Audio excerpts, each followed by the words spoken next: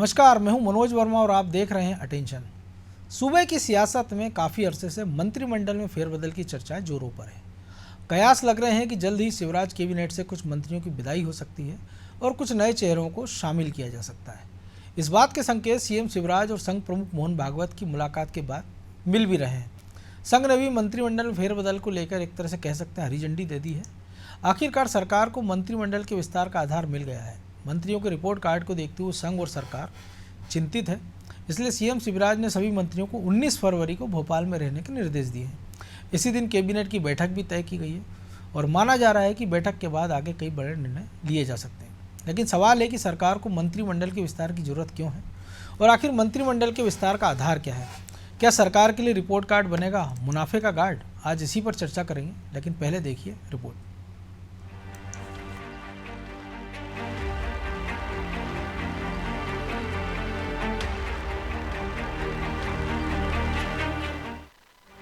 मध्य प्रदेश में शिवराज कैबिनेट में फेरबदल की अटकलों का बाजार एक बार फिर गर्म हो गया है। इस बार सीएम शिवराज के आरएसएस प्रमुख मोहन भागवत से मुलाकात के बाद सियासी गलियारों में कानाफूसी शुरू हो गई है। दरअसल सीएम शिवराज अचानक नागपुर गए और भागवत से मिलकर लौट आए। इसके बाद उन्होंने अपने सभी मंत्रियों को 19 फरवरी को भोपाल में रहने के निर्देश दिए।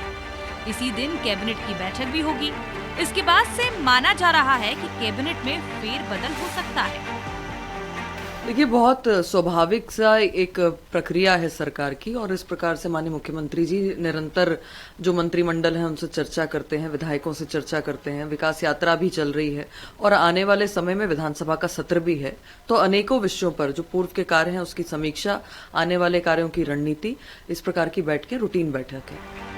फिलहाल मंत्रिमंडल में बदलाव की सुगबुगाहट के बीच कयास लगाए जा रहे हैं कि राज्य कैबिनेट से कुछ मंत्रियों की विदाई हो सकती है और कुछ नए चेहरों को शामिल किया जा सकता है। कई मंत्रियों को लेकर जमीनी स्तर पर नाराजगी की रिपोर्ट संगठन के पास पहुंची है। कुछ मंत्री ऐसे हैं जिनके विभागों में बदलाव किया जाएगा तो कई की छुट्टी भी की जा सकती है। उधर जनता की नाराजगी पर कांग्रेस भी तंज कस रही है। कांग्रेस का कहना है कि सरकार और मंत्रियों ने जनता के लिए कुछ नहीं किया है। आगामी चुनाव में जनता सबक सिखाएगी। विस्तार तो एक विषय बहुत लंबे समय से हम देख रहे हैं कि पेंडिंग चल रहा है, क्योंकि शायद किसको हटाएंगे किसको लाएंगे ये बड़ा विषय है, सर फुटबॉल की हालात है। लेकिन मुझे लगता है जहां तक सरकार को इनपुट मिल चुका है कि सरकार इनकी वापस नहीं आने वाली है। सत्ता से बाहर होने का समय करीब आ रहा है और जहां जहां विकास यात्रा में जो मंत्री गए या विधायक गए या बीजेपी के नेता गए, उनको जिस तरह के विरोध का सामना करना पड़ रहा है, तो ये एक इमरजेंसी आपातकाल बैठक के रूप में देखा जा सकता है कि सबको बुलाया गया है। शायद कुछ भ्रमित करने का, जनता को ट्रेनिंग देंगे या जो भी होगा, लेकिन अब जनता इनकी बातों में आने नहीं वाली है।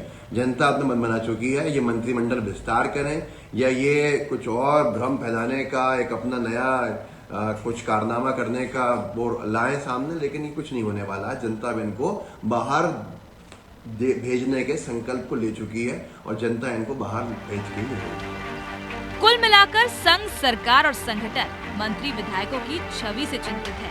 पार्टी का मानना है कि जिन मंत्रियों को लेकर नाराजगी है उन्हें मंत्रिमंडल से बाहर कर दिया जाता है या कम महत्व के विभाग दिए जाते हैं, तो एंटी इनकम्बेंसी को काफी हद तक कम किया जा सकता है। इसके अलावा निगम और मंडलों में भी नियुक्तियां हैं।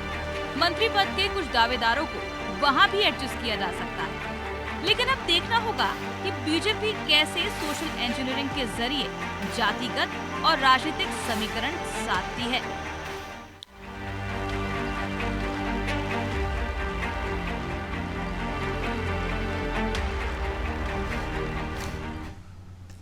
तो इस बैठक के पीछे राज क्या है? क्या मंत्रिमंडल विस्तार के कारण है? कौन चेहरे बाहर हो सकते हैं या केवल ये शगुफा है? इन्हीं सब पर चर्चा करेंगे। वरिष्ठ पत्रकार दिनेश गुप्ता जी और सूर्यकांत चतुर्वेदी हमारे साथ जुड़े हैं। बहुत स्वागत है आप दोनों का। सबसे पहले दिनेश जी आप ही के पास, कि बड़ा हल्ला है 19 तारीख को कि क्या होगा क्या होगा। जैसे एक पिक्चर का हम सोशल मीडिया पर देखते थे कि होली कब है होली कब है, उसी तरह से 19 को क्या होगा 19 को क्या होगा, ये बड़ी चर्चा है, ये बड़ा हल्ला है। आपके नज़रिए से 19 को क्या हो सकता है? देखिए, तो है यदि कुछ भी हल्ला है, बुलाया है, इतवार के दिन बुलाया है, तो विचार विमर्श, चुनाव, ये सारी चीजें तो चली रही हैं, लगातार चल रही हैं।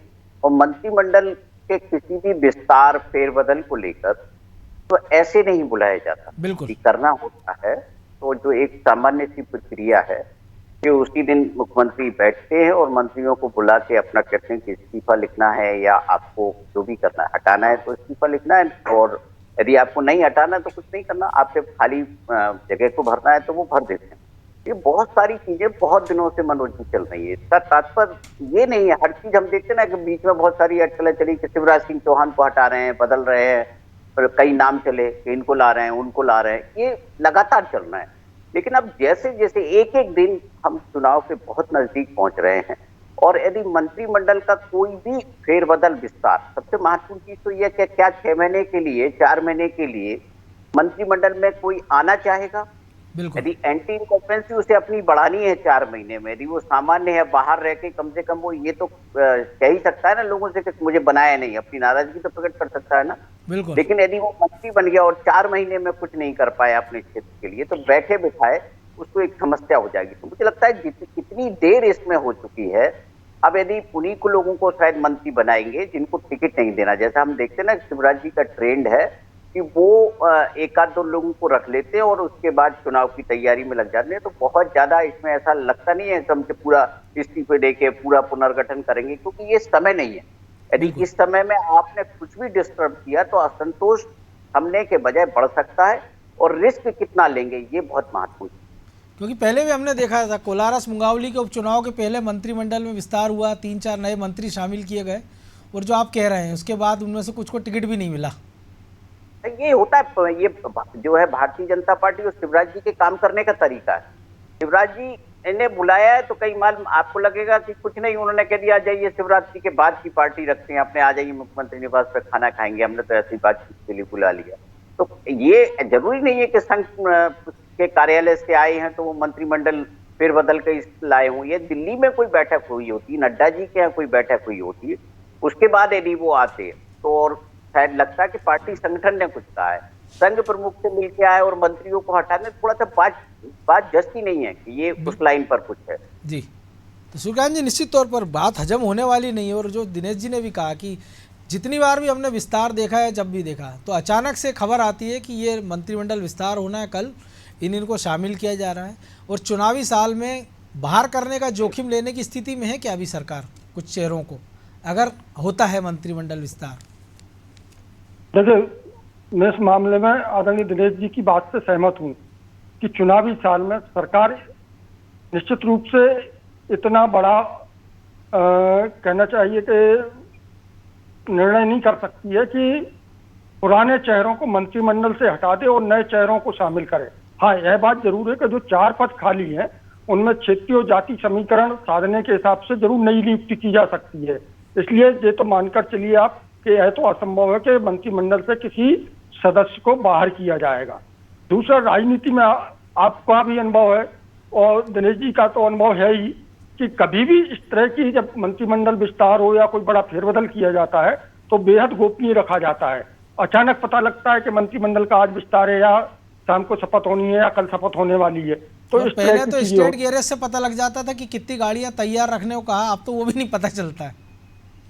बात आपकी बात बिल्कुल सही है, लेकिन दूसरा मेरा जो मानना है कि चूंकि वृक्षारोपण के 2 साल उनके आदरणीय शिवराज जी के पूरे होने वाले हैं, तो हो सकता है कि उसको लेकर कोई आयोजन रखा गया हो। दूसरा, उसी दिन उन्होंने कैबिनेट की बैठक भी बुलाई है, तो एक वो भी बहाना हो। तीसरा, शिवराज जी की परंपरा रही है कि वो अपने मंत्रिमंडल के सदस्यों को, पार्टी के विधायकों को समय समय पर सीएम हाउस बुलाते हैं, साथ में भोजन करते हैं और फिर वहां पर सामूहिक कुछ ना कुछ चर्चा करते हैं।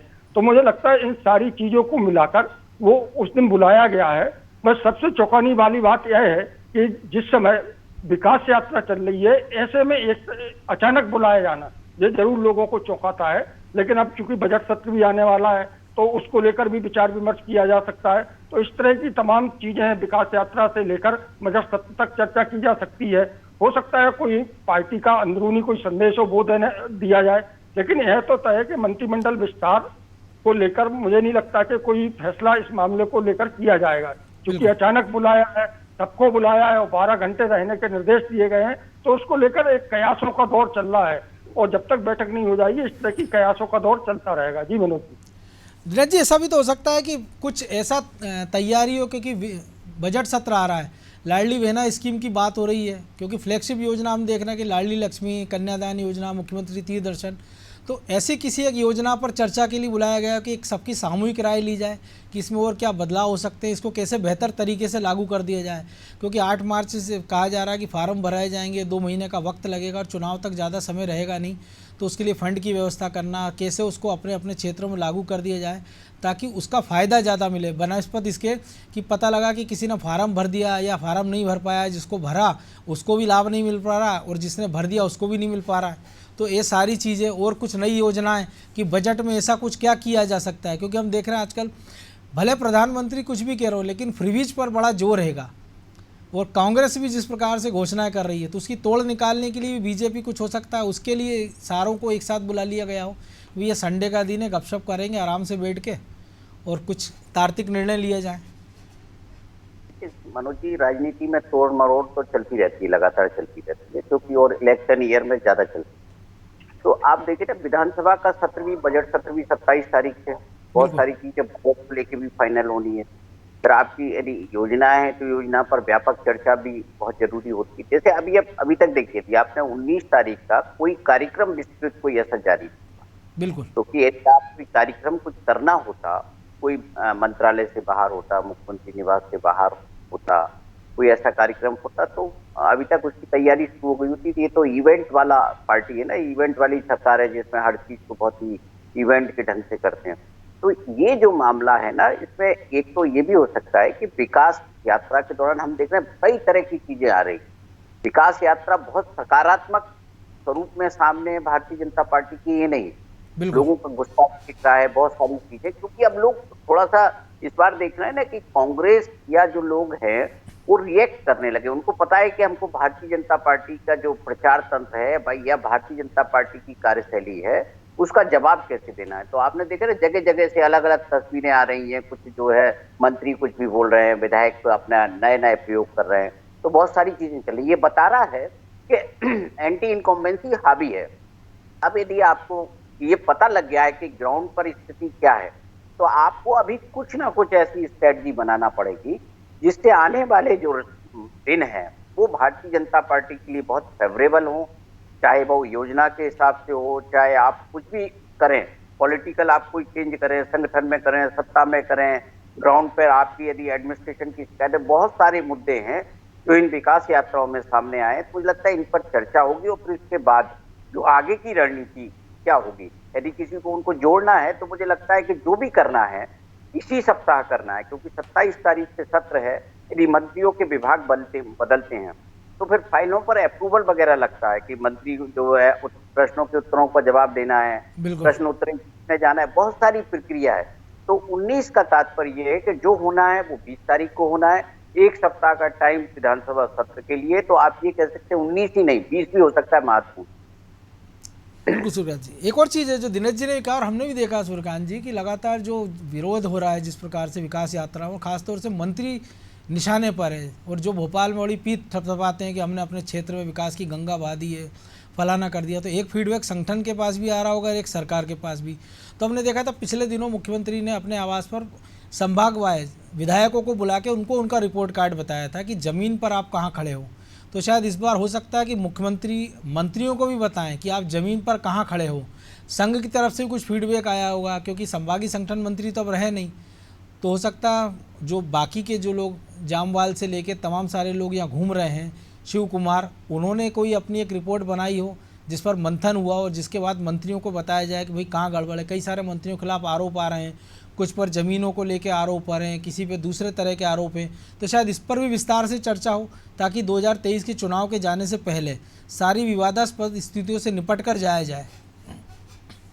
निश्चित रूप से मनोज जी, संगठन, सरकार और संघ, ये तीनों लोग अपने अपने स्तर पर सरकार का आकलन करते हैं, मंत्रियों की कार्यशैली का भी आकलन करते हैं, लेकिन संघ में इतने बड़े स्तर पर नहीं किया जाता है कि संघ प्रमुख से मिले और चर्चाएं शुरू हो गई कि मंत्रिमंडल का विस्तार होगा, क्योंकि संघ प्रमुख का इतने बड़े नीचे स्तर पर जाकर बात नहीं करते, ना उन्हें इतने नीचे जाकर कोई उनका फैसला लिया जाता है उनके स्तर पर। और होता अब भी है रही- तो फिर ये खबर नहीं आती कि संघ प्रमुख से मुलाकात हुई है। हाँ, यह बात भी सत्य है। जो करना होता है प्रांत स्तर पर हो जाता है। अब रही बात उस दिन की बैठक की, तो आप मानकर चलिए कि कहीं ना कहीं मंत्रियों को यह तो बताया जाएगा कि उनके कार्यशैली में किस तरह की कमी है, किस तरह की सुधार की आवश्यकता है, उनके किन कामों की वजह से जनता में नाराजगी है और उन्हें किस तरह के कदम उठाने होंगे जिससे जनता में एक पार्टी को लेकर सकारात्मक भाव पैदा हो और लोगों में एक अच्छा मैसेज जाए। दूसरा, यह बात भी सत्य है कि अब चूंकि विधानसभा का बजट सत्र आने वाला है, तो मुझे लगता है ज्यादा संभावना ऐसी है कि उस बुलाकर मंत्रियों से उनके विभागों को कामकाज के बारे में चर्चा की जाएगी, कितना बजट चाहिए, उनके विभाग की कौन अच्छी योजनाएं हैं, किन किन योजनाओं को आगे बढ़ाना चाहिए, किन योजनाओं पर तेजी से काम करना चाहिए जिससे जनता के बीच सरकार की अच्छी छवि बने, एंटी इनकम्बेंसी खत्म हो। तो मुझे लगता है इस पर ज्यादा चर्चा होगी और साथ में उन्हें कहा जाएगा कि कहीं ना कहीं आप मैदानी स्तर पर कार्यकर्ताओं से सतत संपर्क करें, संवाद करें और उनकी समस्याओं को दूर करने का प्रयास करें, जिससे कार्यकर्ताओं में भी एक अच्छा मैसेज जाए और कार्यकर्ता उत्साहित हों और पार्टी के चुनाव को लेकर कार्यकर्ता अभी से सक्रिय हो सके। तो मुझे लगता है कि बैठक में निश्चित रूप से इस पर तो चर्चा होगी, लेकिन मंत्रिमंडल विस्तार को लेकर अभी संशय की स्थिति है और उस पर अभी कुछ कहा नहीं जा सकता है। तो एक संभावना ये भी हो सकती है दिनेश जी, जिस प्रकार से मध्य प्रदेश की राजनीति में बावाओं का जोर है, कि चाहे बागेश्वर धाम की बात कर लें, प्रदीप मिश्रा, पंडोकर सरकार और तमाम सारे राजनेता वहाँ हाजिरी लगा रहे हैं और लगातार उसकी बयानबाजी हो रही कि हिंदू राष्ट्र की बात हो, तमाम सारी चीज़ें हो। संघ का भी अपना एक एजेंडा है कि महाकाल लोक तैयार है, ओंकारेश्वर में शंकराचार्य की प्रतिमा लगनी है, मैहर में विस्तार कार्य होना है, सलकनपुर में काम शुरू हो गया है। तो हिंदुत्व से जुड़ा कुछ एक फीडबैक देने के लिए संघ ने दिया हो कुछ सरकार को कि आपको किस एजेंडे बढ़ना है, कि विकास अपनी तरफ पैरेलल है, लेकिन जिस प्रकार से जाति संगठन सक्रिय हो गए हैं कि वो करणी सेना हो, जयस हो, भीम आर्मी हो, जो मध्य प्रदेश में लगातार आंदोलन कर रही है, तो इससे निपटने के लिए हिंदुत्व एक ऐसा छाटा है जो जातियों से निपट सकता है। तो उसको लेके कोई रणनीति पर चर्चा हो सकता है, ये फीडबैक भी मिला हो जिस पर हमारा ध्यान शायद नहीं जा रहा हो बाकी लोगों का। समग्र रूप से बहुत सारे विषय हो सकते हैं, क्योंकि आप यदि सभी मंत्रियों को आप रुकने के लिए बोला है तो बैठक हो सकता है लंबी चले, तो बहुत सारे विषय हो सकते हैं। और आप देखिए ना, ये हिंदुत्व का विषय नहीं है। आप पहली चीज तो ये देखिए कि संघ प्रमुख के जो भाषण देखिए, प्रधानमंत्री जी के भाषण देखिए, अब भारतीय जनता पार्टी की चिंता हिंदुत्व नहीं है, क्योंकि उन्हें मालूम है कि अब यदि आगे की राजनीति जो है, जिस तरह का समाज हो गया और जिस तरह की लकीरें खिंच गई है, उसमें आप हिंदुत्व के जरिए 37% तो आपने एक बार एक्सट्रीम वोट पा लिए, जरूरी नहीं है कि आप अगले चुनाव में वही आपको लोकसभा में 37% वोट मिल जाए। तो आप जो संघ प्रमुख के बयान देखिए, वो भी अल्पसंख्यकों के पक्ष में आ रहे हैं। यदि उन्होंने पंडित और विद्वान का जो है जिस तरह से उन्होंने डेफिनेशन किया है, वो कहीं ना कहीं एसटी एसटी की तरफ भी तो अट्रैक्ट करता ही है ना, कि हमें एसटी एसटी को भी। और जो रामचरित मानस को लेकर विवाद चल ही रहा है, बहुत सारे मुद्दे हैं, क्योंकि संघ भी अपनी लाइन बदल रहा है। संघ अपनी लाइन बदल रहा है तो सरकारें भी उनकी जो है वो अपनी लाइनें बदलेंगी, लेकिन इसके लिए संघ प्रमुख को सीधे संवाद की आवश्यकता नहीं। एक प्रक्रिया है मनोज जी उनके यहाँ कि संघ का जो संगठन महामंत्री होता है वो अपना एक मैसेज सबको दे देता है। इस तरह से अलग अलग बुलाकर वहां नहीं कहा जाता, अलग अलग राज्यों में जो है एक मैसेज अपने आप चला जाता है। उनकी राष्ट्रीय कार्य समिति की बैठक हुई थी तो देखा था हमने कि प्रधानमंत्री जी ने भी अल्पसंख्यकों के बारे में किस तरह से कहा था। भारतीय जनता पार्टी में अपना तरीका है। तो नीचे यदि केवल अभी मध्य प्रदेश में बैठक हो रही है, आप देखिए ना, और चुनाव वाले कहीं किसी राज्य में ऐसी बैठक नहीं हो रही कि आप जो है छत्तीसगढ़ में भी कुछ एक अलग तरह से बैठक कर रहे हो या राजस्थान से कर रहे हो। तो यहाँ अलग तरह का कुछ सोच है जिसका संघ से मुझे लगता है कोई वास्ता नहीं है। जो भी है यहाँ की स्थानीय रणनीति है, स्थानीय नेतृत्व के विषय है और जो भी चुनाव से जुड़े मुद्दे उन पर चर्चा। तो निश्चित तौर पर सुकांत जी, चुनाव बड़ा कठिन होने वाला है। जो कांग्रेस भी तैयारी कर रही है जिस प्रकार से, जो दिनेश जी भी कह रहे हैं, समय भी कम है, तो तैयारियां बहुत सारी, एजेंडे बहुत सारे, नई शिक्षा नीति आना है, बजट आना है, हिंदुत्व की बात हो, विकास की बात हो, पसमानदाओं को जोड़ना हो, तो इन पर तो चर्चा होगी। लेकिन हम देख रहे हैं कि जिस प्रकार से फोकस सरकार ने विंध्य पर किया है, कि हाईवे की बात हो रही है, एयरपोर्ट की बात हो रही है, और अमित शाह भी पिछले आने वाले दिनों वहाँ पहुँचने वाले हैं। तो शायद जो कमज़ोर कड़ियाँ उसको भी खंगालने के लिए शायद ये बैठक बुलाई गई हो कि या उसमें जो दिनेश जी ने कहा समग्र चर्चा होगी। तो बहुत सारे एजेंडे हो सकते हैं, तो उनमें से एक एजेंडा ये भी हो सकता है, या कई बार बीजेपी में जब कुछ हो जाता है तब पता चलता है कि ये असल में बुलाया इसलिए गया था। तो ऐसा भी कुछ होता हम देख सकें 19 के बाद। देखिए कोई एजेंडा तो अभी जारी हुआ नहीं और कोई बड़ा आयोजन भी नहीं हो की तैयारी भी नहीं चल रही, तो इसको लेके कयास नहीं लगाए जा सकते। लेकिन यह तो तय है कि अगर बुलाया है तो किसी खास मकसद से बुलाया। वो खास मकसद मुझे लगता है विधानसभा चुनाव की तैयारियों के सिलसिले में बैठक कर उस पर विचार विमर्श करने को लेकर ही होगा और निश्चित रूप से उसी को लेकर होगा। क्योंकि बिंद की जहां तक आपने बात की है तो बिंद वो अंचल है प्रदेश का जहां पर अगर बीते चुनाव की बात करें, पिछले विधानसभा चुनाव की 2018 की, तो वहां पर भारतीय जनता पार्टी ने बहुत अच्छा प्रदर्शन किया था। कांग्रेस को वहां सबसे ज्यादा नुकसान हुआ था। कांग्रेस के दिग्गज नेता अजय सिंह को अगर हार का सामना करना पड़े, विधानसभा के जो पूर्व उपाध्यक्ष हैं उन्हें हार का सामना करना पड़े, तो स्थिति आप समझ सकते हैं। लेकिन बिंद का जो कमलनाथ ने टीस भी जताई थी अपनी कि अगर विंध्य में अच्छा कर पाते तो शायद बहुमत की सरकार बन जाती कांग्रेस की मध्य प्रदेश में, वो फिर सरकार लंबी चलती। निश्चित रूप से। और आप देखिए ना कि अब ये मध्य प्रदेश की जब सरकार बनी भारतीय जनता पार्टी की, तो उस सरकार में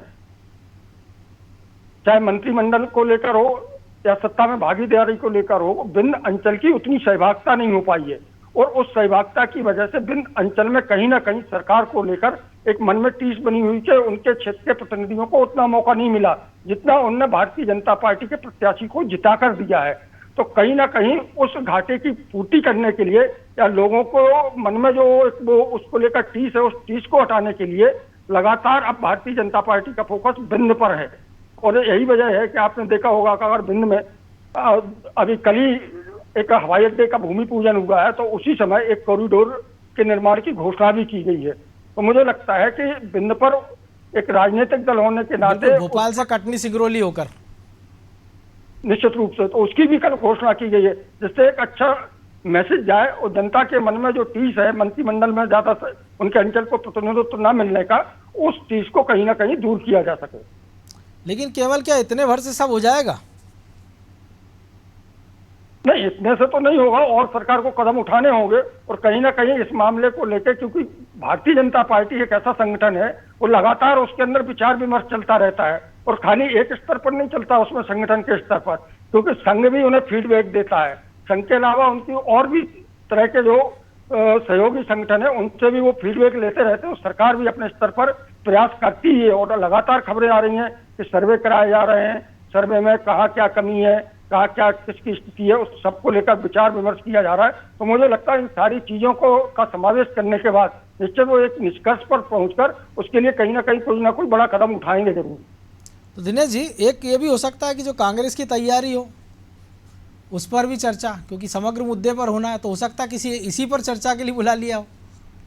नहीं, कांग्रेस तो एक विषय है ही। देखिए, इस बार 2018 का जो चुनाव है, आप ये मानिए कि उसके हिसाब से जो भी भारतीय जनता पार्टी रणनीति तैयार कर रही है, ना वो कमलनाथ को हल्के में ले रही है, ना दिग्विजय सिंह को हल्के में ले रही है। वो भले ही आप जो उसको कितना भी लोग उपहास उड़ाते रहे, कुछ भी करते रहे, आप देखिए कि शिवराज जी ने सवाल दागना शुरू किए तो वहां से भी सवाल आ गए। उन सवालों का जवाब देने में ऐसा होगा कि जब माहौल बनेगा तो ऐसा ना हो कि सरकार के गले में फंस जाए। तो आपको जो है ना एक आक्रामक रणनीति क्या हो, जिससे जो है कांग्रेस को हम यदि जो है उनसे किनारे भी लगाना है, उसको पराजित करना है, तो वो एक आक्रामक रणनीति तो होना चाहिए ना। और उस आक्रामक रणनीति में एंटी इनकम्बेंसी का जो रोल है वो सबसे महत्वपूर्ण है। आप देखिए जो भी बात होती है, चाहे मंत्रिमंडल फेरबदल की हो, चाहे विकास की कोई भी बात हो, अल्टीमेटली जाके टिक जाती है कि आपका परफॉर्मेंस कैसा हो। ये जो करप्शन वो बड़ा विषय है। अधिकारी और जिस तरह से उनका रवैया हो गया वो बड़ा विषय है, उनको तो आप हटाते नहीं है। जिस तरह की चीजें हो रही हैं जिले में, क्योंकि हर आदमी त्रस्त है। देखिए, किसी ने भी इस बदलाव को जो भी मार्च 20 में हुआ था बहुत सहजता से स्वीकार नहीं किया। भारतीय जनता पार्टी के कार्यकर्ता की अपनी एक पीड़ा है, अपनी एक टीस है, उसको लेके उसकी एक समस्या है कि 2023 में उसकी क्या दावेदारी का क्या होगा, क्या उन क्षेत्रों में किस तरह का सीन बनेगा। बहुत सारी समस्याओं से एक साथ भारतीय जनता पार्टी जूझ रही है और इसका समाधान केवल एक दिन में नहीं है। जब 3 साल में नहीं मिला तो एक 19 तारीख को बुलाकर आप इसका समाधान नहीं ढूंढ सकते। बिल्कुल, क्योंकि सवाल बहुत सारे और जवाब भी बहुत सारे हैं। बहरहाल अब समय की कमी है, इसलिए चर्चा को ही विराम देना होगा। बहुत धन्यवाद दिनेश जी आपका, सुरकांत जी आपका। तो निश्चित तौर पर 19 तारीख पर सबकी नज़र है, हमारी भी नज़र है और आम लोगों के मन में भी बड़ी जिज्ञासा है कि आखिर 19 को होना क्या है। क्या मंत्रिमंडल विस्तार होगा, कुछ चेहरे नए शामिल हो सकते हैं, कुछ पुराने चेहरों को बाहर का रास्ता दिखाया जा सकता है, नई चुनावी रणनीति पर मंथन होगा, क्या बीजेपी अपना चुनावी एजेंडा तय करेगी कि विकास पे जाना है, हिंदुत्व पे जाना है, हिंदुत्व और विकास के साथ साथ साथ चलना है। ऐसे तमाम सारे सवाल हैं जिनका जवाब 19 के बाद मिलेगा। फिलहाल अटेंशन में इतना ही, मुझे दीजिए इजाज़त और आप देखते रहिए अनादि टीवी। नमस्कार।